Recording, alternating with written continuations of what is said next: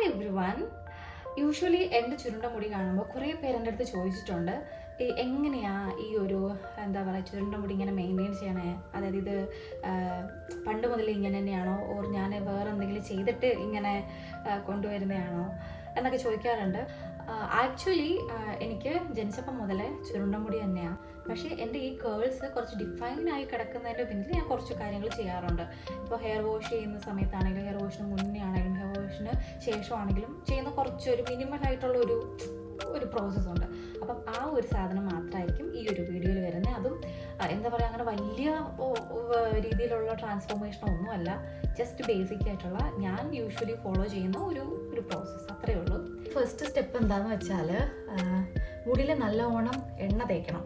അത് ഞാൻ കുളിക്കുന്നതിന് മുന്നേ മുടിയിൽ മാക്സിമം എല്ലാ സ്റ്റാൻസിലും ഓയിൽ എത്തുന്ന രീതിയിൽ നല്ലവണ്ണം എണ്ണ തേക്കണം. അതെന്തിനാണ് ഞാൻ അങ്ങനെ ചെയ്യണമെന്ന് വെച്ച് കഴിഞ്ഞാൽ എൻ്റെ മുടി ഭയങ്കര ഡ്രൈ ആൻഡ് ഫ്രിസി ആയിട്ടുള്ള ഹെയറാണ്. അപ്പോൾ ഇത് കുറച്ച് മാനേജ് ചെയ്യാനും അതുപോലെ തന്നെ ഞാൻ ഈ ഹെയർ ജെല്ലൊക്കെ അപ്ലൈ ചെയ്യുമല്ലോ, അപ്പോൾ ജെല്ല് അപ്ലൈ ചെയ്ത് കഴിഞ്ഞാൽ 1-2 ദിവസം കഴിയുമ്പോൾ പിന്നെ അത് വീണ്ടും കുറച്ചധികം ഡ്രൈ ആവാനുള്ള സാധ്യതയുണ്ട്. അപ്പോൾ ആ സംഭവമൊക്കെ ഒന്ന് അവോയ്ഡ് ചെയ്യാൻ വേണ്ടിയിട്ടാണ് ഞാൻ കുളിക്കുന്നതിന് മുന്നേ അത്യാവശ്യം നല്ല രീതിയിൽ എണ്ണ തേക്കും. എന്താണെന്ന് വെച്ച് കഴിഞ്ഞാൽ കുളിക്കുമ്പോൾ ഞാനൊരു ഷാമ്പു കണ്ടീഷണറും യൂസ് ചെയ്യുന്നുണ്ട്. അതൊരു മൈൽഡായിട്ടുള്ളൊരു ഷാമ്പു, ഒരു നോർമൽ ഒരു കണ്ടീഷണർ. യെസ്, അങ്ങനെ ഞാൻ കുളിച്ചിട്ട് വന്നു. ഇപ്പോൾ എൻ്റെ മുടി നല്ല നനഞ്ഞിട്ടാണ്. ഈ നനഞ്ഞ മുടിയിലേക്ക് ഫസ്റ്റ് ഞാൻ ഇടാൻ പോകുന്നത് ഈ ഒരു കേൾ ഡിഫൈനിങ് ക്രീമാണ്. അതിനുശേഷം ഞാനൊരു ജെല്ലിടുന്നുണ്ട്. ഇപ്പം ഞാൻ യൂസ് ചെയ്യുന്ന കേളപ്പിൻ്റെ കേൾ ഡിഫൈനിങ് ക്രീമാണ്. അപ്പോൾ ഇത് ഞാനിങ്ങനെ എടുത്തിട്ട് കയ്യിൽ നല്ലോണം ഇങ്ങനെ ആക്കി കൊടുക്കും.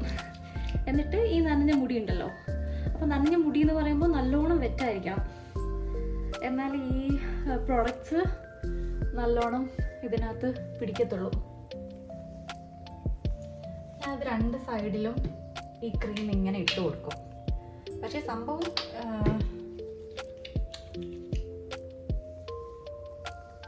അപ്പോൾ ഈ ഒരു മാക്സിമം എല്ലാ ഹെയർ സ്ട്രാൻഡ്സിലും വീഡിയോണല്ലേ മാക്സിമം എല്ലാ ഹെയർ സ്ട്രാൻഡ്സിലും ഈ ഒരു പ്രോഡക്റ്റ്സ് എത്തുന്ന രീതിയിൽ ഇങ്ങനെ നമ്മളിതിങ്ങനെ ഇട്ട് കൊടുക്കും. ഇനി ഇങ്ങനെ ചെയ്ത് കൊടുക്കണം. കണ്ടോ? പക്ഷെ എനിക്ക് തോന്നുന്നു ഇപ്പോൾ കുറച്ച് വെള്ളം കൂടിപ്പോയി, കുഴപ്പമില്ല. അയ്യോ, ബട്ട് ഇറ്റ്സ് ഫൈൻ.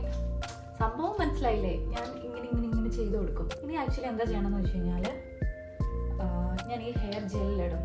ഞാൻ ആക്ച്വലി എൻ്റെ മുടി ഇങ്ങനെ ചെയ്യണം, കാരണം എനിക്ക് പണ്ട് മുതലേ എനിക്ക് ജന്മന ഈ ഒരു ചുരുണ്ട മുടിയായിരുന്നു.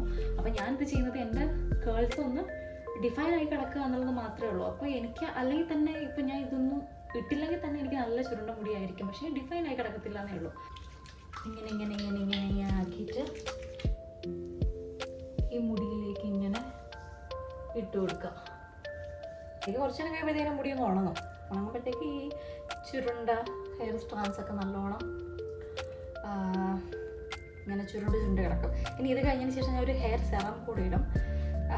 ഹെയർ സെറം ഇട്ട് കഴിഞ്ഞാൽ കംപ്ലീറ്റ് ആയി, അത്രയേ ഉള്ളൂ. ഇപ്പോൾ കണ്ടോ, ഇത് ഇപ്പം ഞാൻ കുളിച്ചിട്ട് 2 മണിക്കൂർ കഴിഞ്ഞു.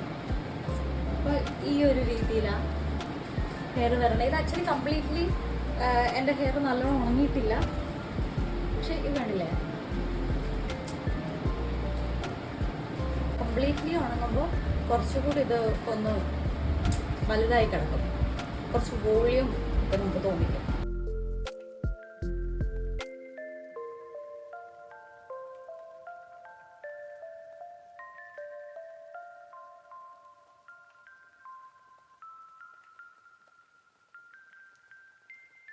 അപ്പോൾ ഇത്രയേ ഉള്ളൂ.